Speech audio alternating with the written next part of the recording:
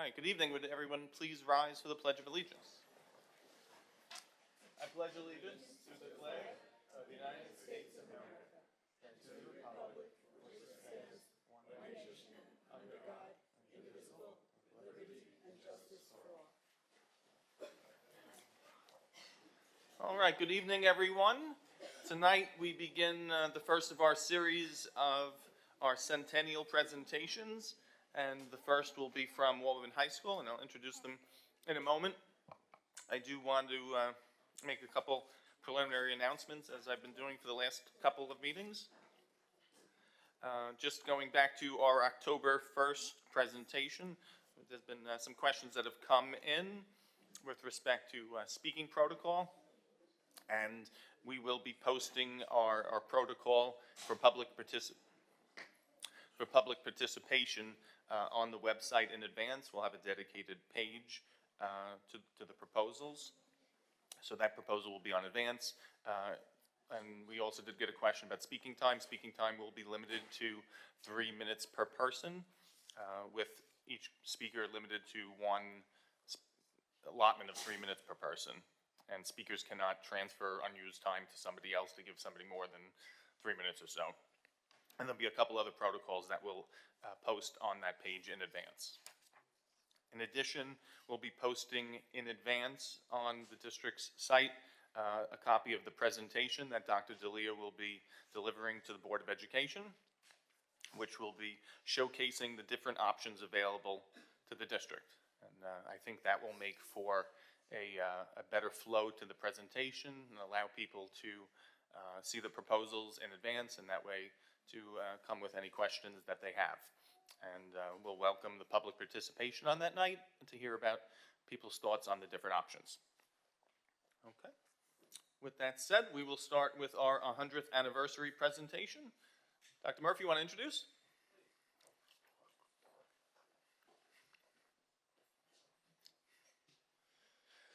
Thank you so much, Mr. Ciapetta. As mentioned before in our last board meeting, each building will be sharing 100 years of South Huntington in different ways, the high school being September and October. And one of the first things we're going to showcase is music. I'm going to ask Mr. Monty, one of our collective advisors, to come up in a minute. But I wanted to briefly talk about the history of music in South Huntington. Now, the collective is something where it's for the students and they record, and we have a recording studio. But this is not the first time we've had music. Music goes as far back as the creation of South Huntington in the 1920s and 30s, where even some of our own Walt Whitman bands would do national tours for bandstand. We even had collections. While we talk about the collective and the recording studio, I have examples here that we're going to be showcasing in each building where we've been recording music since the 1930s, 40s, and 50s. And these were national records. These where they played in venues such as the Roxy in New York City, in California.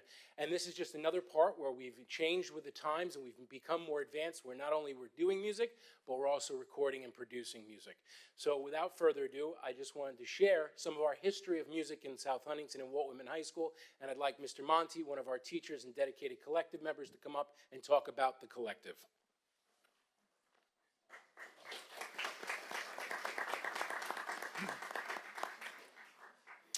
Good evening, everybody. Thank you for coming out.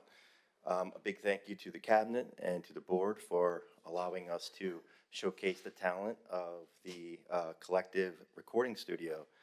This is our 9th year, so we've been doing this for almost a decade. A big thanks to Dr. Murphy, who has been an ardent supporter of the program since the program's inception, so thank you to him. The kids are going to showcase some of their talent tonight for you.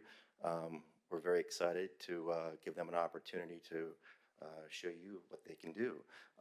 We've been recording records for, like I said, almost a decade now, and it's a burgeoning program. Membership is growing. A big thank you to Sheila Busey and all the folks at Chef. Without them, this program wouldn't have flourished to the point that it has, and we're just really grateful to them for being the wind beneath our wings all these years. And so we're excited to be here. Thank you so much. And Mr. Hoffman, my co-advisor, is going to introduce the band. So tonight we have a group of collective members that have met each other through different bands. They come from different bands, ebbing and flowing. They're recording this year. They're putting on a live performance to kick it off tonight. We do meet once a week, the collective, and kids come in and they might have no prior experience or they might be very experienced, but it's a great club. People can get together and form groups like this. So I'll introduce this group. They actually started as a group of different bands that kind of all met, and they started a group chat called the Side Project, and that ended up being their band name. So this is Side Project, and I'll throw it to you.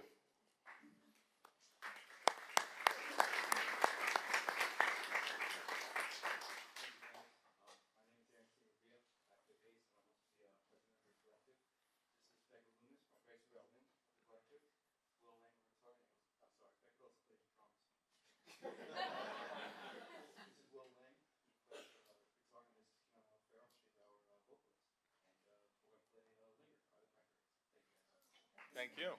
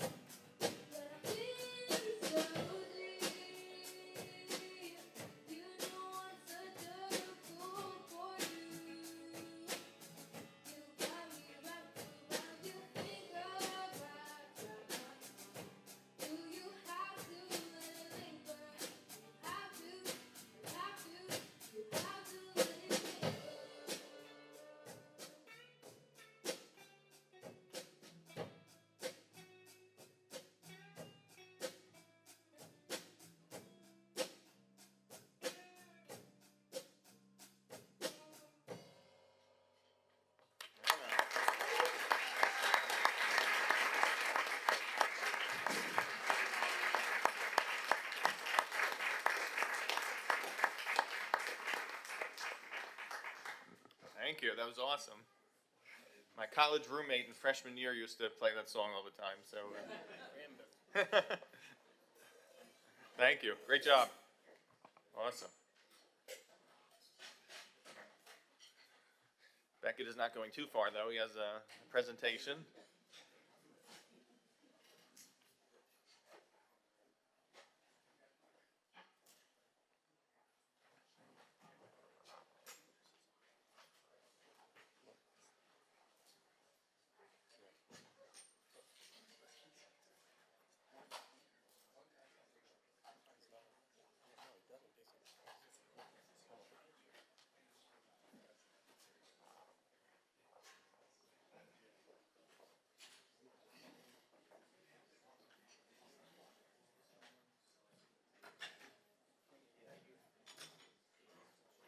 Look at Dr. Murphy. A man for all seasons. There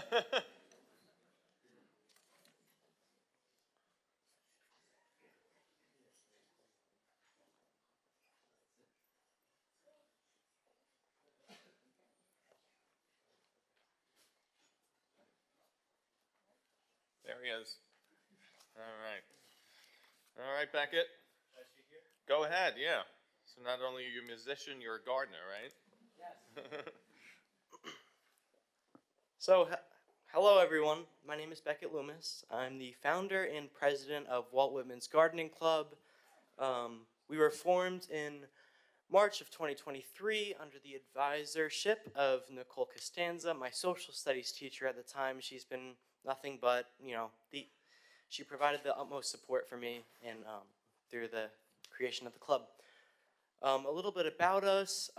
We've done several community projects with the Huntington Assembly of God Church, which we redid the Whitman PAC entrance with the school funding, with a wholesale provider of plants, and we were able to definitely beautify the PAC entrance. If you've seen it recently, it looks quite good right now. So I was talking to Dr. Murphy around a week ago about a proposed Boy Scout and Girl Scout project, two separate projects, where we would redo different parts of the school also as beautification projects to put new plants in and beautify the school.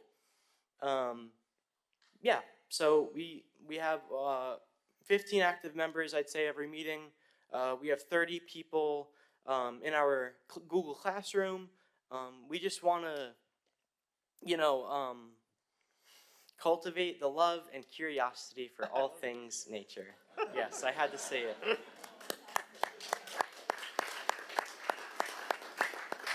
Thank you. So yeah, we're really all about community outreach and just getting these kids with hands-on experience with gardening. And I think that, gardening I garden at home, so I think that it has a positive impact on everyone involved. Here are some pictures of us. That's us at the PAC entrance working with the Assembly of God Church. Very nice time. And so we do face some problems. Obviously gardening is weather dependent. So if it's cold outside, we're obviously limited to indoor growing. So Ms. Costanza, the advisor, is gracious enough to lend us the back room of her classroom to, indoor garden.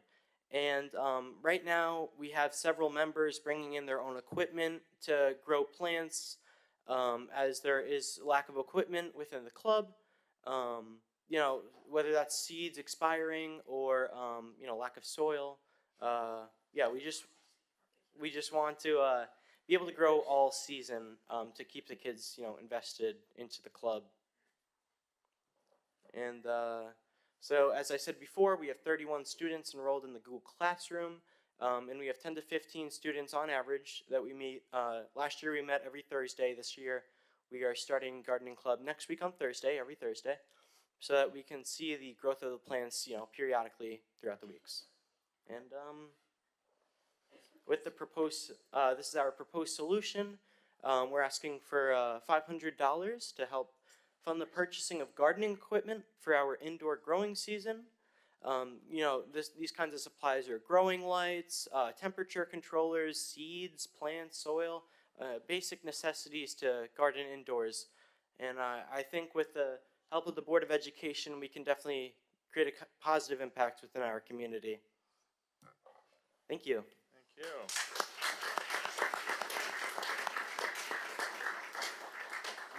Mr. Conway controls the purse strings, so he'll have to shake $500 loose. So, a great presentation. The board supportive, or we can find $500 for Beckett. Absolutely. Yes. Okay. All right, Mr. Conway, see if you can find some money. Thank you so much. Thank you, Beckett. I appreciate it.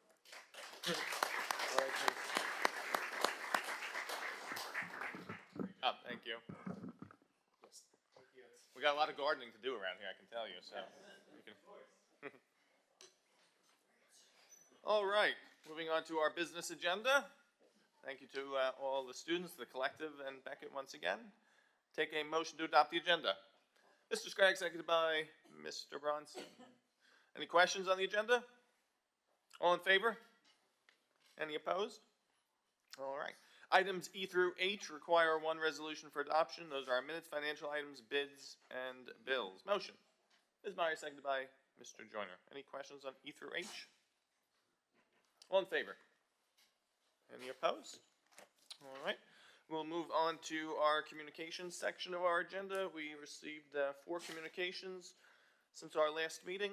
Our first communication is from Kristen Singer to the Board of Education regarding district reconfiguration. Ms. Singer, are you here? Yeah. Would you like to address your letter? Yeah. Okay, sure. You can come up to the microphone. And anyone that addresses the board tonight, whether under communications or voice of the residents, must come up to the microphone to speak. Thank you for acknowledging my letter. I am unable to attend the October 1st presentation, so I just wanted to take this opportunity now to share my concerns.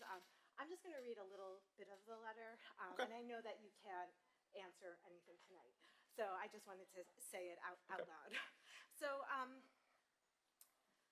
I'm concerned about the impact on the current 2nd and 3rd graders who will be required to attend 3 different schools during the K through 5 years, unlike previous students who only have attended 2.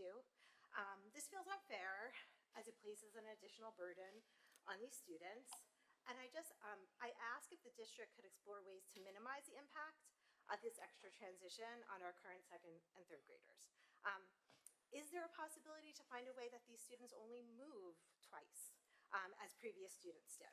For instance, my son is currently a 2nd grader at Oakwood, and the plan suggests that he would move to Birchwood for 3rd grade. He most likely will return to Oakwood for 4th and 5th grade.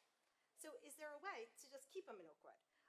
Or similarly, could the current 3rd graders who would be at Birchwood that would be at 5th graders at Birchwood at that time be allowed to stay at Birchwood? I don't know if that's something that the school could explore. I understand that addressing each student individually might be a challenging task, a huge task, but I believe that the district's talented administrators who deeply care about the well-being of students are capable of devising a solution. And I have full confidence that you're going to do a great job at this, and we're going to move forward in a successful way. So thank you for listening to me tonight. Thank you. Thank you. And I look forward to seeing the presentation. Yes, and you can, if you're unable to attend, of course, it'll be live streamed as well.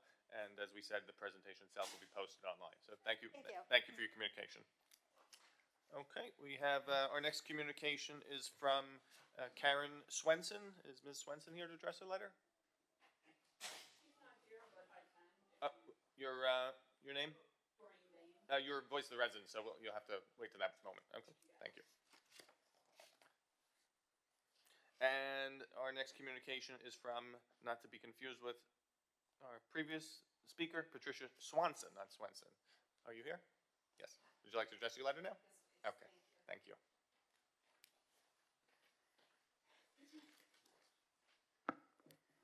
Hi, I'm Dr. Patricia Swanson. I'm a parent of students in kindergarten and 3rd grade. I'm prefacing this by saying I'm not for or against the proposed building reconfiguration because I'm eagerly awaiting the October 1st presentation so I can rely on information from the district rather than word of mouth before forming an opinion. I listened to the stream of the September 4th meeting in regards to the building configuration changes, and I have a few follow-up questions that I hope can be answered in that presentation, and if not, at a follow-up presentation. So the first is that I know the board has stated the reconfiguration will be an overall savings compared to the alternatives, but I'm requesting that the financial impact analysis of the reconfiguration be presented, as well as how that reconfiguration would be impacted if any subsequent budget fails, meaning what would need to be cut to facilitate that change. Even if not a single new hire or purchase had to occur, there would be steep costs associated with simply moving the existing materials between buildings. I am concerned with the amount of parental pushback that I hear that if this change is voted in by the board and then the community votes down any related budget, it could result in not enough funds to support the best of intentions put forth by the board. Secondly, I'm requesting the presentation on 10-1 not only addresses the diversity of students in each school based on race, but specifically socioeconomic status, such as what percentage of students will come from low-income census households per school. And lastly, please address the impact on students with IEPs and their related services with the building configurations. Will all the buildings have ICT classes? If not, would siblings that have one in an ICT and one not be split between two schools? If the buildings transition to a single ICT class, please consider that rather than having the usual 2 per year that we're lucky to have here in most years, we would then be setting our kids up to essentially stay with the same approximately 25 to 30 kids from K through 5, which seems really undesirable for growth and socialization. I do appreciate the dedication of the board towards the comprehensive presentation, which is why I'm sending my questions in advance, knowing they may already be included in your presentation, planning to be addressed on October 1st. Thank you. Thank you, Ms. Swanson. Okay, and our final email communication is from Kristen Janess. Are you here? Yes, would you like to address your letter? Go ahead.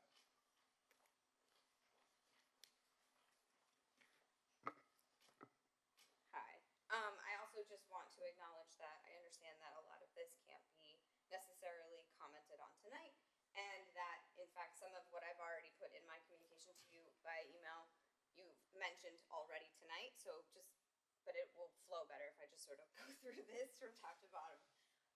So my name is Kristen Janess. I'm the parent of 3 children, grades 5, 3, and pre-K. And I was among one of the few who made public comments at the September 4th board meeting and have since had a few follow-up thoughts to share with you today. First, as mentioned already previously in the comments from the community, I would like to know if the K-5 distribution moves forward, what the district's plan is to support the current elementary students. These kids, including my daughter, who are in 3rd grade, will be in 5th grade during the 26-27 school year, and I'm just curious if you considered rolling this out in stages to allow her grade to stay at Birchwood or Maplewood to finish out their elementary years together, either by or somehow moving them maybe to Memorial and delaying the UPK Center or something to that effect. I just would really like to make sure that in your presentation you address how this plan will not allow these kids to suffer unnecessarily just based on the timing of this decision. Next, so what is the district's process if the changes go into effect to ensure the equity and equal opportunity for students in all buildings? Speaking from personal experience, it's likely I would be zoned for Silas based on my address. Assuming the school gets new administrators, new building staff, etc., how are you going to ensure that the Silas student experience from day 1 is on par with that with students in the other elementary schools? As a few examples, vertical and horizontal alignment of programs and curriculums, especially the special subjects, dual language, the special education services, etc. How will the district ensure that all of the students are provided with the opportunities to participate in extracurriculars like coding, theater, intramurals, student government, band, orchestra, and not just as part of the upper grades? And again, while I understand that this is not something that the Board of Education is directly involved with, I would like to go on record as saying that PTAs needs to be addressed, because if Silas is the new school, there's no fundraising happening for Silas at the moment. They don't have a charter, so some of the things that people don't understand about PTAs, that I myself don't understand about PTAs, I'm hoping there will be something to be able to address that in this process moving forward, and support for that school specifically. The next part, I feel like you've already addressed. Saying that you're going to be presenting the presentation ahead of time is actually quite valuable. I didn't think that it was going to be possible for the community to come prepared to provide feedback if we didn't have that presentation in advance. So thank you for acknowledging that today. I would like to know, will the community be given time after the 10-1 presentation to consider and respond, also after hearing and digesting some of that? And has that been built into your timeline? Have you been considering forming a committee of community members and parents to support the operationalizing of this plan? Do you mean just, sorry to answer your question, you mean on 10-1 or on a future date? On and after. So 10-1 you've addressed because you're giving Yes. them ahead of time, but I still think that, you know, a lot of people will need to digest what they're hearing in person and need time to respond. So I'm curious if you'll give them that time, and are you factoring that into the timing of this entire process? I believe so, yeah, we haven't determined the process going forward, but of course, people will always email us afterwards, you know, to let us know. Finally, and I think again, this is a rumor, but I think it's important to acknowledge that there's a rumor for the time changes for Oakwood and Countrywood to change next year. And one, I don't understand that. So if I have a kindergartner in Oakwood and a 4th grader in Birchwood, if the times change to the same, I'm not sure how I would be picking up my students. Regardless, in my opinion, this conversation should really be happening separate and apart from the reconfiguration proposal. Two things are true. It's urgent that families of K-2 students know as soon as possible what the times are for next year's school year. And I don't think that that fact should rush the decision-making process on the reconfiguration overall. So, in conclusion, I strongly urge the board to approach this discussion on the 1st with the utmost transparency and genuine willingness to engage with the community so that we can all find a solution that addresses some of the financial realities which we understand may exist, and that to ensure that our students have the best possible education with minimal disruption to their learning environment. Thank you. Thank you. All right, we'll move on to new business, and of course, anyone else that wants to address the board can during voice of the resident, but you need to sign up outside as well. Okay, moving on to new business. We have new business item number 1 is the approval of the student ex officio board member for the 2024-2025 school year. Is there a motion? Mr. Joyner, seconded by Mr. Scragg. All right. I'd like to announce that and if the board votes on it, our recommendation for ex officio student member for the Board of Education for the 2024-2025 school year is an exceptional student, Gracie DeMarinis. Gracie.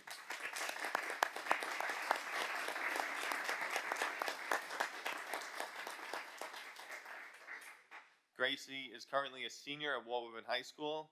She is a member of the Chamber Orchestra and has had the distinct honor of being selected to represent the district at both the Long Island String Festival Association and the Suffolk County Music Educators Association. She is also a member of the Metropolitan Youth Orchestra, and as part of their 2024 tour choir, had the opportunity to travel to the south of France to perform. Very cool.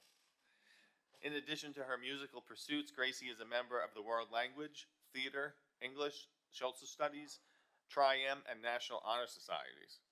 Congratulations. Gracie has starred in various plays throughout her high school career, including taking home the 2023 Hunting Tony Award for Best Supporting Actress in a Play. With all of that, she has still managed to maintain a GPA of 103, and we know Gracie, not bad, that's not bad. We know Gracie will continue to provide important insight and perspective, and we are proud to have her as this year's ex officio student member of the Board of Education. Congratulations.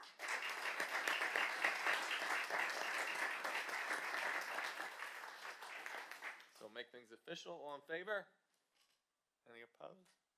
Congratulations.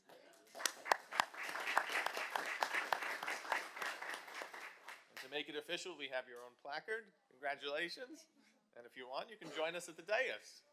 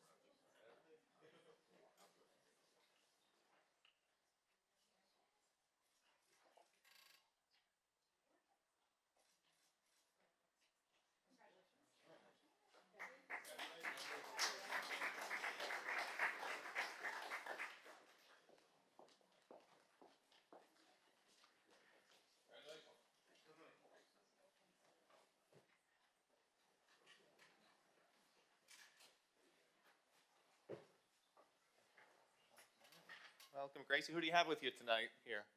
Hi, Dad. Hey. Hi, Dad. And Gracie did a great job when she interviewed with us, and we'll give her an opportunity a little later on the program to say a few remarks and introduce herself. But welcome aboard. And the student ex officio position was always something that was voluntary. It was up to the Board of Education and ultimately the voters to decide whether they wanted to have. But we were ahead of the curve. It is now a state law, so we're ahead of the curve, so we don't have to change anything. We're already in place. So, all right, we will move on to new business item number 2: student disciplinary appeal heard in executive session. Is there a motion? Ms. Meyer, seconded by Mr. Bronson, and we will be voting to. Deny the suspension. Well, if you did vote to, all in favor of reversing the suspension, let's do it that way. All in favor of reversing? All in favor of upholding the suspension? Okay. The suspension is upheld. Moving on to new business item number 3 is the approval of a New York State School Board Association policy manual contract motion. Mr. Scragg, seconded by Ms. Meyer. This was an opportunity that was presented to us by our district clerk, Ms. Caliendo, and New York State School Board Association offers an opportunity to assist us with our policy manual development and updating, and we think it's a good thing to take advantage of because they can come in, review our policies, make sure we have all the policies that are required, as well as to review and provide advice on policies that need to be updated. And we've been trying to do that a little bit over time, but it is a rather large manual and it really hasn't been looked at in a couple decades. So, comments by board members on that? All in favor? Any opposed? All right. Moving on to new business item number 4, approval of agreement with PLC Associates. Motion. Mr. Bronson, seconded by Ms. Meyer. Ms. Kavanaugh. Thank you, Mr. Ciapetta. For the board's approval tonight, we are asking for the ability to enter into agreement with PLC Associates to continue our work for instructional rounds and professional learning for our staff and our administrators. Okay, questions? All in favor? Any opposed? All right, resolution is adopted. Moving on to new business item number 5 is the acceptance of a donation in the amount of $1,000 from Ingram & Smith. Motion. Ms. Meyer, second. Mr. Scragg. All right, so we have a very generous donation from our attorneys Ingram & Smith, and for our 100th anniversary, specifically for our Wildcat fundraising statue. And they say, this is from their managing partner, dear Nick and Vito, on behalf of everyone at Ingram & Smith, I want to extend our heartfelt congratulations to you and the board on reaching this remarkable milestone, your 100th anniversary. We are incredibly proud to have been part of your journey and value the strong relationship we've built over the years. Your commitment to providing the highest level of excellence in educating your students serves as a benchmark for other school districts. As you celebrate this extraordinary anniversary, may the next 100 years bring even more innovation, success, and prosperity to the South Huntington community. Once again, congratulations on this achievement, and we look forward to continuing our relationship with you. We are pleased to assist in this incredible achievement. So, thank you to Ingerman Smith. All in favor? Any opposed? All right. We'll move on to new business. Item number 5 is the approval of a donation from Victor's Pizza and Pasta House, also to celebrate the district's 100th anniversary. Motion. Mr. Joyner, seconded by Mr. Scragg. Dr. D'Elia. Yes, this is a $1,000 donation from Victor's Pizza. Victor's Pizza and Pasta House. They're a local merchant restaurant, and we appreciate their donation towards our very festive 100th year anniversary. All right. Any questions? All in favor? Any opposed? Is there a representative from Victor's Pizza House tonight? Yeah, excuse me, Pizza and Pasta House. It's a tongue twister. Anyone from Victor's? No, okay. We'll be sending a letter to Victor's, and of course, we'll be also recognize them at our upcoming Friends of South Huntington board meeting. Moving on to new business, item number 7 is the approval of another donation from Empire Automotive Group for the district's 100th anniversary. Motion. Mr. Scragg, seconded by Mr. Bronson. Dr. D'Elia? Yes, this is a $5,000 donation from Empire, and I know he doesn't ever like to be recognized, but Mike Brown is really a true friend of the district, and we appreciate this very generous donation from Victor's and Empire. Very appreciative. Thank you, Dr. D'Elia. All in favor? Any opposed? And is there a representative from Empire Automotive Group here? Okay, well, thank you. In any event. Moving on to new business, item number 8 is the approval of a request for funding of reserves. Motion. Mr. Bronson, seconded by Mr. Joyner. Mr. Conway. Thank you, Mr. Ciapetta. So tonight, for the board's approval, is a request to replenish our reserves as part of our annual closeout of the fiscal year end. Tonight's relate to the Employee Retirement System, the MLR Reserve, and the Workers' Comp Reserves. Okay, thank you, Mr. Conway. Thank you. Any questions from the board? All in favor? Any opposed? All right, thank you, Mr. Conway. Moving on to new business, item 9 is approval for board members Biangasso and Joyner to attend the Nassau Suffolk School Board Association Annual Resolutions Dinner Meeting. Is there a motion? Mr. Joyner, seconded by Ms. Meyer. Any questions? Self-explanatory, we will be talking about the proposed resolutions in a little bit.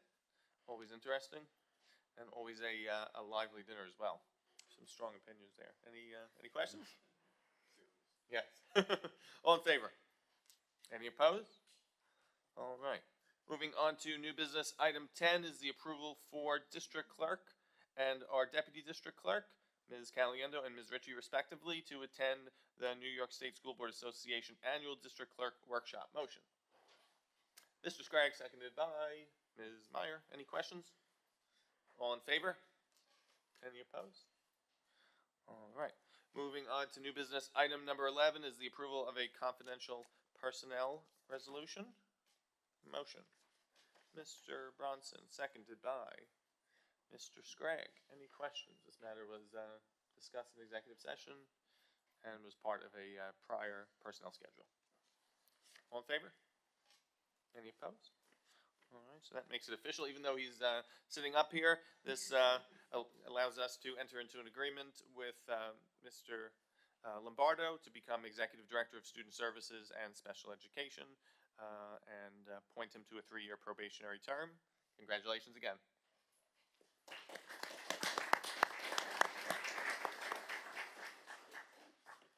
All right, we're moving on to our recommendations for placement. We have the recommendation for placement by the Committee on Special Education and the Committee on Preschool Special Education, various dates listed. Motion. Mr. Bronson, seconded by Mr. Scragg. Any questions? All in favor? Any opposed? All right. And new business, item 13 is just a discussion item. We have the proposed resolutions from New York State School Board Association for 2024. I will not go through all 50 of them, but as I did last year, went through some and highlighted some that I thought were interesting, and anyone, if they want to point out anything else. Resolution 4 interested me, which was, I believe something that we've discussed last year to provide a little bit more equity in the tiers for tiers 5 and 6, to have them a little more closely aligned with tiers 1 through 4 for the retirement system. Particularly, tier equity for the teachers' retirement system, as those tiers are really dramatically different than tier 4 and could hurt recruitment for sure. That was one that was interesting. That was put forth by the Plattsburgh School Board, and it was recommended for support by the Resolutions Committee. Resolution 10 I thought was interesting as well. This is a very timely topic. It's from the Ontiera School Board, and they're recommending that the New York State School Boards Association support hybrid electric buses as an alternative to the state's current 100% zero-emission electric bus plan. The Resolutions Committee took no position, but ultimately it was recommended by the next committee up for support, and the committee noted that they still oppose this mandate as well, but it does give an option rather than the zero-emission buses, which are a lot more expensive. As we've discussed repeatedly in this forum, the zero-emission electric bus plan would be one of the biggest unfunded mandates ever to hit school districts, and would be crippling. And we're opposing that with all of our might, however well-intentioned it might be. Moving on to resolution number 11, I thought also interesting, also from Ontiera and Brewster. It's requiring the New York State Education Department to prioritize the resources so that building permits can be issued with 6 months of submission for capital improvement plans. That's a very important thing. As we can see, some of our projects, we need to wait a lot longer than that, but even 6 months I think is much too long. Self-certification would be a better option in my view. Moving on to, let's see what else. New business, or not new business. Resolution 15 I thought was interesting. It shows you, what's interesting about this, it shows you the priorities of different school boards throughout. So this was submitted by Saratoga, Amsterdam, Hudson Falls, and South Colony school boards, and they're concerned about advocating for additional state funding to construct pools in K through 12 facilities. So, I mean, we're worried. It's interesting that that's their concern, but upstate New York, as you may notice, has much more luxurious buildings than we have here. So they're supporting funding for pools. Interesting. Resolution 16, a local one submitted by the Huntington School Board, and they're supporting legislation to allow districts to opt out or decline with respect to transportation services. This is an interesting one that would certainly help. I think the motivation behind that is, especially since the pandemic, a lot of parents are driving their kids to school now, and if you look at the buses, particularly after-school buses at the high school, end-of-day buses, they're often empty because students are doing other activities, but yet we're required by state law to provide a seat for every student. So I think this is looking for some flexibility to allow parents potentially to opt out of the requirement. Interesting one by Huntington. Let's see. We'll go to Resolution 22. This is also timely. This is by the Nassau BOCES Board. To oppose amendments to the Commissioner's rules with respect to mixed competition and extra-class athletic activities. This was something that our district also supported with a letter to the Education Department, that we were opposed to mixed-use competition out of concern for its effect on female athletes competitively and with respect to the risk of injuries. So it's good to see Nassau BOCES support that. Some other resolutions that were not recommended by the committee. It's also interesting, there's a whole host of these grouped from, I'll say, like-minded schools that think, I guess the districts think the same way. Massapequa, Hicksville, Oyster Bay, and Plain Edge, they submit annually about 6 to 10 resolutions of their own. And those are usually some of the more lively ones.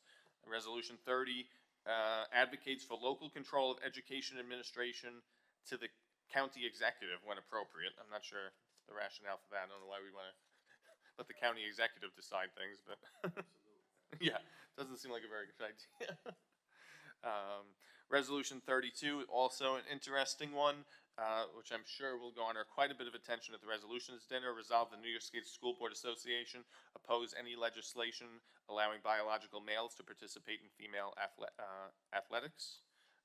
These ones that come from these districts, these are often some of the hot button ones. They also have something on vaccinations as well, which is also timely, as there's recently filed litigation on that.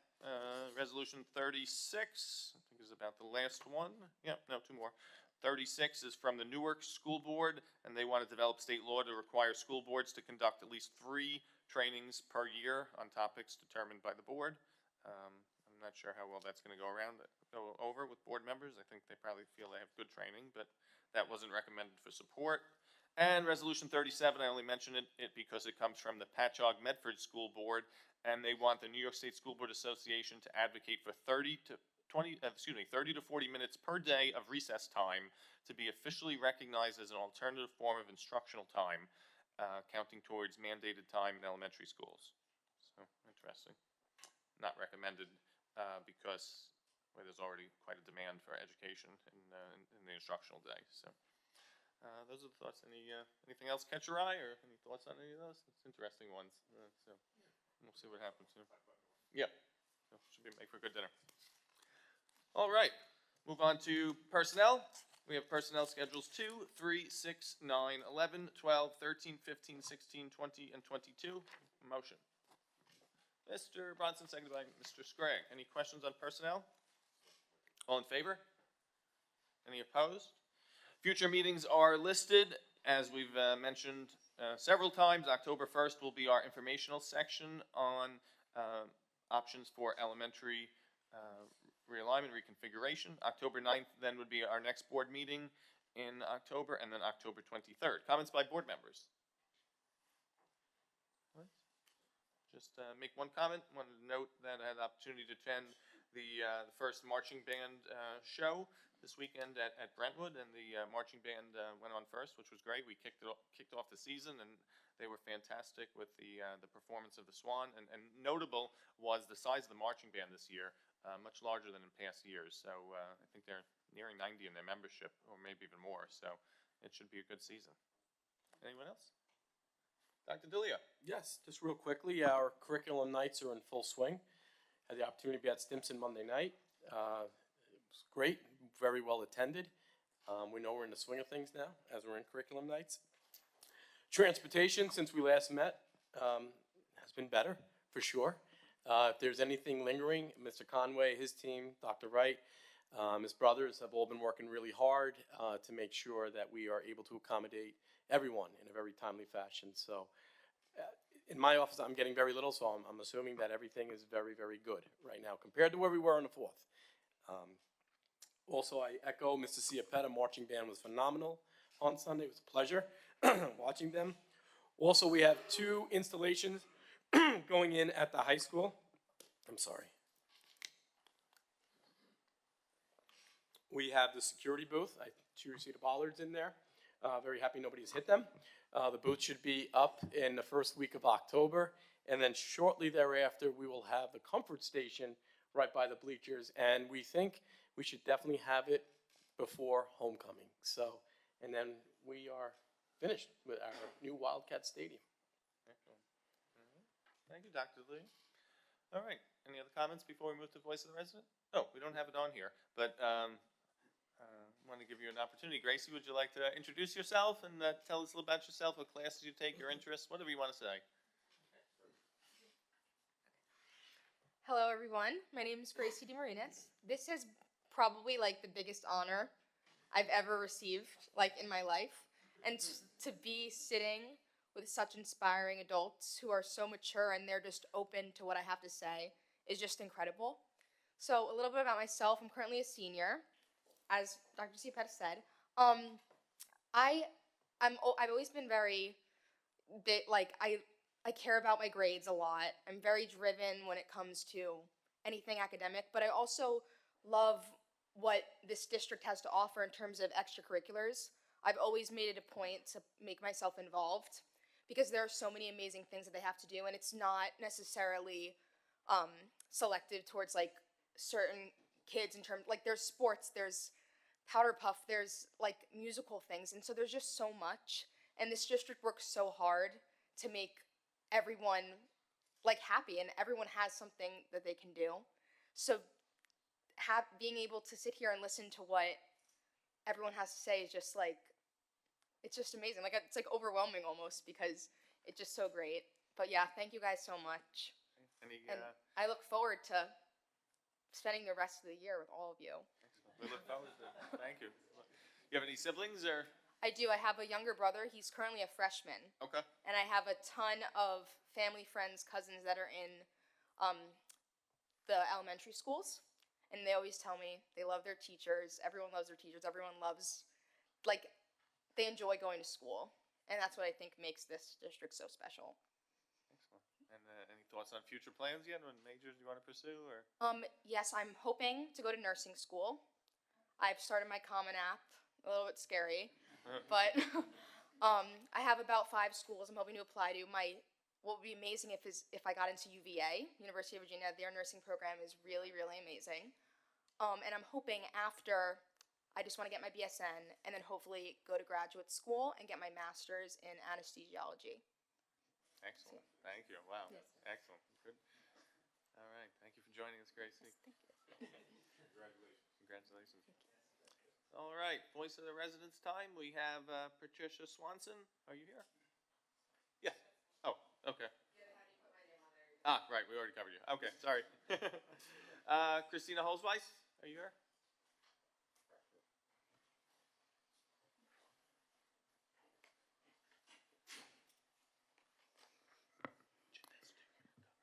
Good evening. I'm Christina Holzweiss. I'm a resident here at South Huntington.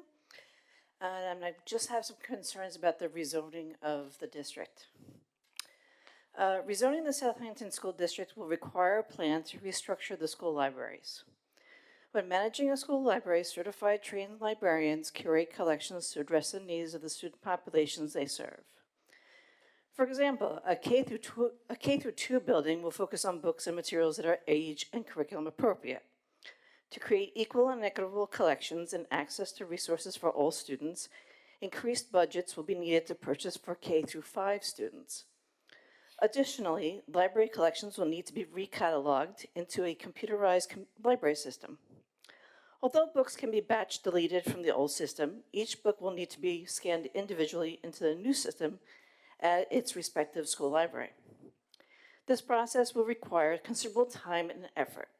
Adequate support must be provided to the school librarians. Furthermore, the budget for new books will need to be allocated differently. Rather than dividing funds between K through 2 and 3 through 5 needs and interests, librarians will now need to stretch their budgets across a broader range of levels. This will result in fewer books available for each grade level unless the budget is increased to account for new purchases and replacements for lost or damaged books. So, while reorganizing the books once isn't a long-time cost, maintaining libraries to serve a broader age range will be. To maintain equity for all of our scholars, we need to consider these factors, and I hope these will be addressed during the October 1st presentation. Thank you. Thank you. Okay. Next is Courtney Enderly. Are you here?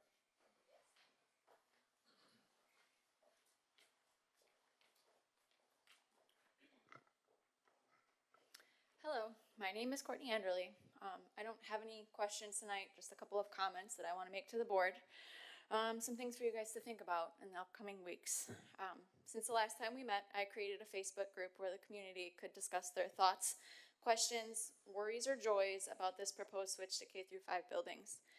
And you can shake your head and try to discredit social media and say you don't scroll it, but the fact of the matter is your spouses, mothers, colleagues, friends, and neighbors do. So I know you know what's been said and where a lot of the folks currently stand. You previously said that you didn't think there would be 100 people at the presentation, but I'm hoping now you've seen that there's at least 678 eyes on you. Hundreds of people are hoping to be swayed into feeling like switching to this new proposal is going to be the best thing. That's what we're hoping. We're hoping that you didn't just throw this presentation together after feeling how hot your seats got at the last meeting. I do need you to understand one thing before the presentation though, and that's you're not starting off in a good spot with the trust amongst some of us. Some of us see how this meeting was served as a placeholder, and in our eyes, the whole proposal was going to get tossed in the middle of this regular Board of Ed meeting without much spotlight on it. Some of us wonder why a committee wasn't formed. Some of us wonder why the faculty wasn't asked for their opinions in a way where they could share anonymously and without repercussion. Some of us wonder why studies aren't being publicly done or shared. Some of us wonder why it's so hard to find hard numbers of the estimated cost of things. And some of us think that the answers to all of those questions were going to be answers some of you didn't like, and that's why nothing was formally done about them. On October 1st, you're going to have many people in front of you as well as at home eagerly listening to what you have to say. After the presentation, there will be questions and concerns that folks would like answered. Some will come immediately, but some questions and concerns won't come until a few days after the information has sat with us. Your community is hoping for a follow-up date to continue the discussion. I hope you don't view that as a blip in your schedule, but as a beginning point to what the future of your legacy will be. Doing a quick vote while leaving us in the dark will follow you. It will break trust that you will never get back. People will remember your name and they'll remember how you made them feel when you dismissed them while making this huge decision for them, their career, their neighborhoods, and the people that they cherish most, their kids. Thank you. Okay. Next is Kristen Janess. Oh, she already spoke. Doreen Bain.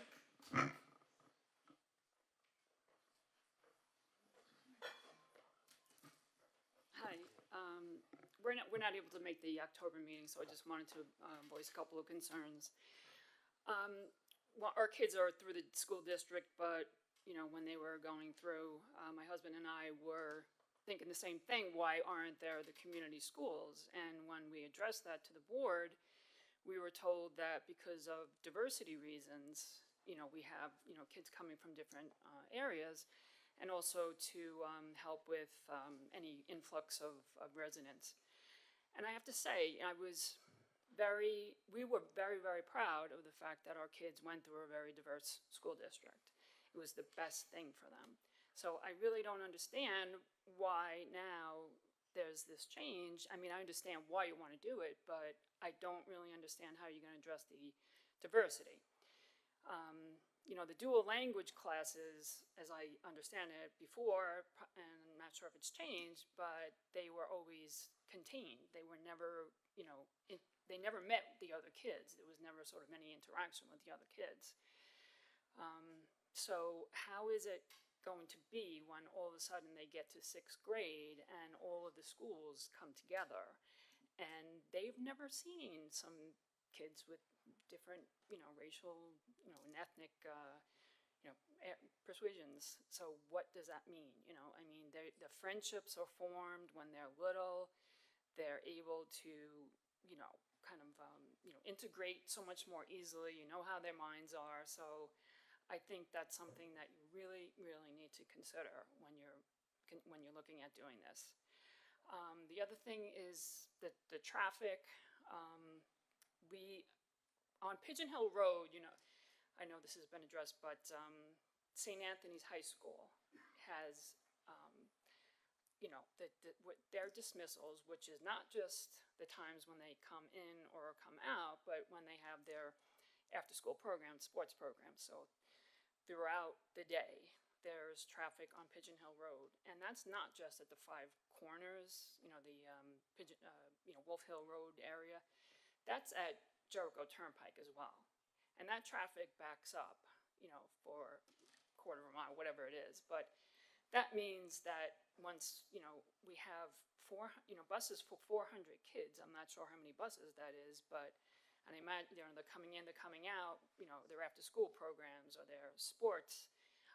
And then if you're having a pre-K center with possibly 300 kids, what does that mean for traffic? What is that, you know, that additional traffic? And I really, you know, would like to ask, I mean, I would ask, but I really feel a traffic study should be undertaken. Yeah, I don't know that you realize how much traffic is on that road.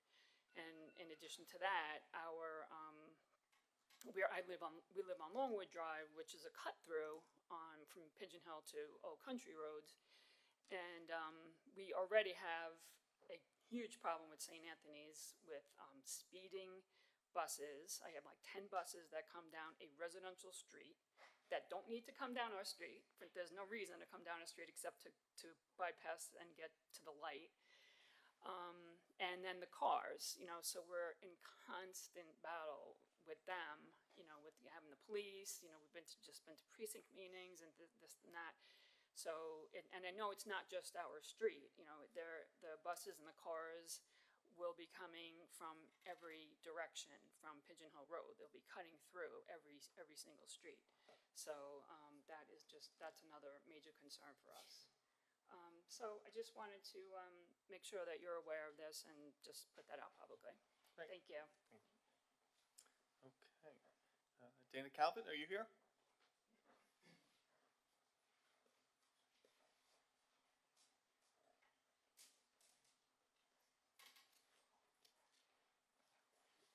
Hi, my name is Dana Calvert.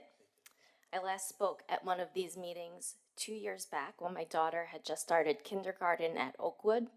At that time, you may remember I was speaking to oppose the armed security issue, which continues to be implemented despite a lack of evidence that it deters school shootings. I would like to remind the community that there is no evidence that armed gunmen stationed on school grounds deters school shooters, and a mountain of evidence that they do harm students. The presence of armed gunmen at Uvalde and Parkland did not deter the tragedies that took place there. On the other hand, there are hundreds of documented incidents of guns being unintentionally discharged and mishandled, simply because they were there. In fact, at nearby Babylon High School in 2019, a retired police officer negligently left a gun on a bathroom counter. Thankfully, there was no unintentional misfire, but students have been shot in numerous similar situations around the country by the very people who were hired to protect them. Guns at schools have been statistically proven to increase risk and not the other way around, regardless of how counterintuitive that may seem.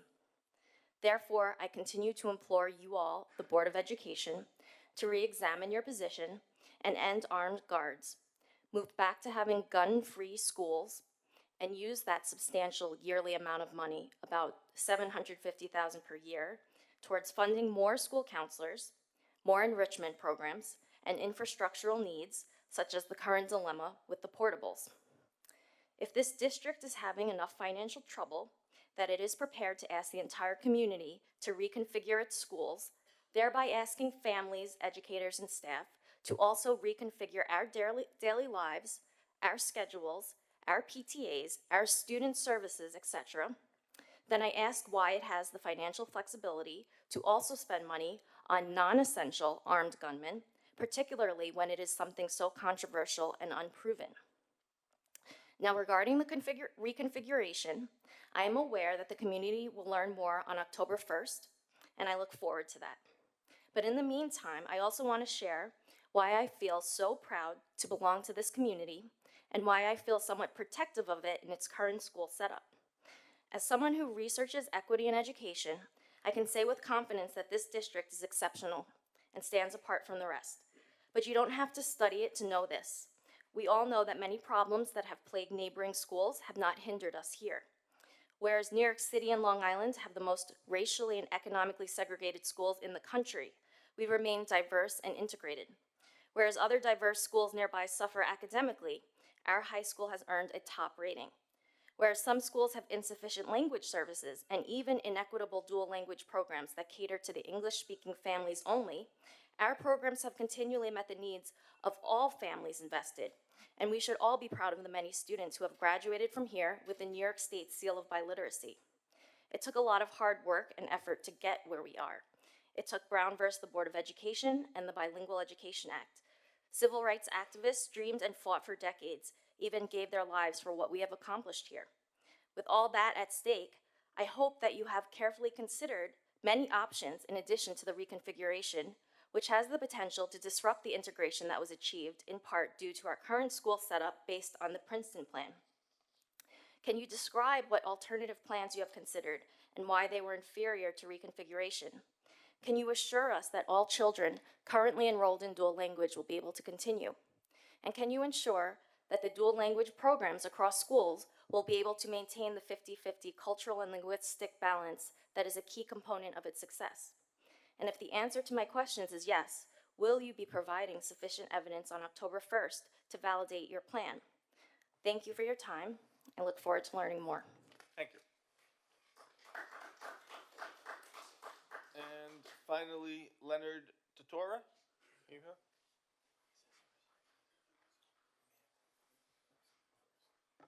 Hello, my name is Len Totora. I'm a Huntington resident. My family has roots in this community for over 100 years. Sir, I'm sorry. Are you a South Huntington resident or? I live on Lennox. Is that technically? My cousins lived on Lennox and they came to this district, so I'm pretty sure that it covers Whitman. Maybe I didn't fill out the paperwork right. Okay. I don't have a map here of the district, but I'll let you go ahead for now. Oh, okay. So I have a lot of family lineage that went to this school, and my grandfather actually opened a business in the Huntington Village when he got back from Korea. So I have a lot of love towards this community. Unfortunately, I didn't get to go to this school. My entire family did, except for me. So I always had a little bit of a curiosity towards it, and I hear a lot of the people talking about how much the community really likes this school district. So the reason why I'm here is I sent in an application because I'm hosting an event in Huntington that unfortunately had a little bit of a building issue. So I contacted Diane Labasso, and the event was approved, and then unfortunately it got denied. And I understand it was a timing thing, but as far as this event, it was going to be a private event. But in Port Washington High School, there's an event called Schreiber Slam that I have helped co-host and perform on in front of the students. So what I do is sports entertainment, which is known as professional wrestling. And in Port Washington, they hosted it at the school. They had around 1,200 of the students and community there, and it all went towards the school. They raised around, I would say, $15,000. We held up the big checks. It went towards a charity that was within the school, I believe. So I was in touch with Mr. Smith, and it came down to a insurance issue with the underwriter. And we do hold all of the proper licensing and insurances and things of that nature, and our insurance brokers can actually communicate. I wouldn't be here if the event didn't happen, and a lot of the topics I heard here tonight came down to finances and things of that nature. So if there was a way to give back to the school where strictly the school gets all of the proceeds towards the event, take them. I'd love to give back in any way that I can. And, on top of that, pro wrestling itself, it's entertainment strictly, and the school is really strict with us with how we present the product to the children. It's very PG. When it comes down to our athletic attire, nothing's too revealing. We're really appropriate with the kids, and they have a great time. Wrestling doesn't discriminate against race, religion, or anything of that nature. My company hosts birthday parties for 6-year-olds, and they go bananas. So I know the school would really be involved in it, and if the students could, even get behind it, that'd be great. What they do is they actually have students do their programs in the ring during the show. They make it an entire school event. So I would really hope we could, open our minds a little bit, do some research, because it has happened, and they've done it every year. The only reason why they didn't was because of COVID. As soon as they came back, they had around 1,200 people in that gymnasium, and I know it's possible. So I just would hope that open minds can prevail, and if we can make some money for the school, I would love nothing more than to help out with that. When you say, just so I understand, because I don't understand your event, when you say professional wrestling, do you mean like the WWE? Or? Sports entertainment, that is correct. Okay, all right, okay. So Yeah, it's more like scripted. That's what I'm saying, and I know that can get lost in translation. I mean, and football is real, football is violent. It happens at this school. What we do is we make it look fun, entertaining, and looks like we hate each other. Like the relationship I have with the students at Port Washington is hysterical, because one of their teachers, the teachers actually get in the ring, believe it or not. That's like the insurance thing. It goes to a whole nother level with that, and they approved it. You know what I mean? No, that's the thing. So one of their main teachers, he's a martial artist, and he's my arch nemesis. The school's marketing team got into it. We did like social media back and forth. It was hysterical. Samara said you'd like to wrestle me and Dr. Delia. So. It's funny. It's funny. I would love nothing more. But even if we could just get it, the teachers don't have to get involved. But that's how you get student investment. And like I said, there was even a local pizzeria in Port Washington that donated 30 pizza pies, and the booster clubs sell those pizzas. So on top of ticket admission, you could also raise money with concessions. If you have 1,000 people there, 1,200 people there, that's a lot of money that you guys can make. And when was your event proposed? I know Dr. DeLeo knows a lot more about this than I do, so I'll let him address it. But when was the event proposed for? it was for September 28th, which we had a little bit of an issue. Luckily, we remedied it. It was kind of like a shot in the dark, but I wasn't aiming for that. If we can make it a fundraiser for the school, it could be later. Schreiber Slam is usually in March, and I know there was a concern with the basketball courts. Port Washington, they were in the championship last year, and they let us go on their basketball court. They take it very seriously, and we use padding. We're a professional company. We actually have a partnership with the nationally renowned National Wrestling Alliance. I'm the regional promoter for them. So I really have a good background in what this is and what it does, and if we could raise money for the school, like I said, I would love to help the community in any way I can. So that was. We appreciate tremendously your generosity and potential future opportunities. Sorry. That we can potentially engage in something especially for our students. Yes. But unfortunately, when I presented this to our insurance company, they will not support us in this event. So if you hear me out, you have primary insurance because we insure our student athletes, so they are insured.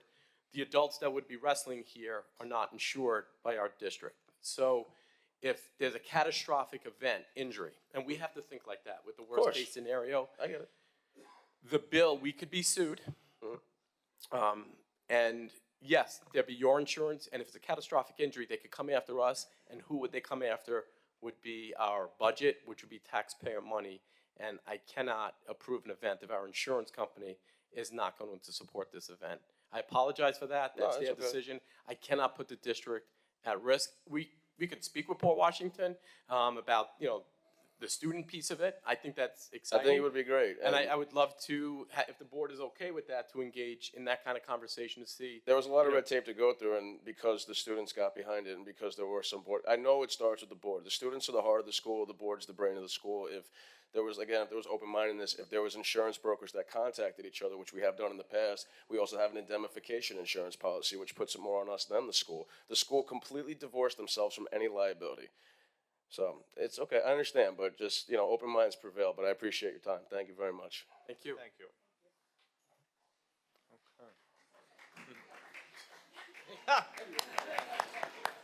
Thank you for calling us the brains. We'll appreciate that. So, some people might not agree, but we'll take the compliment where we can.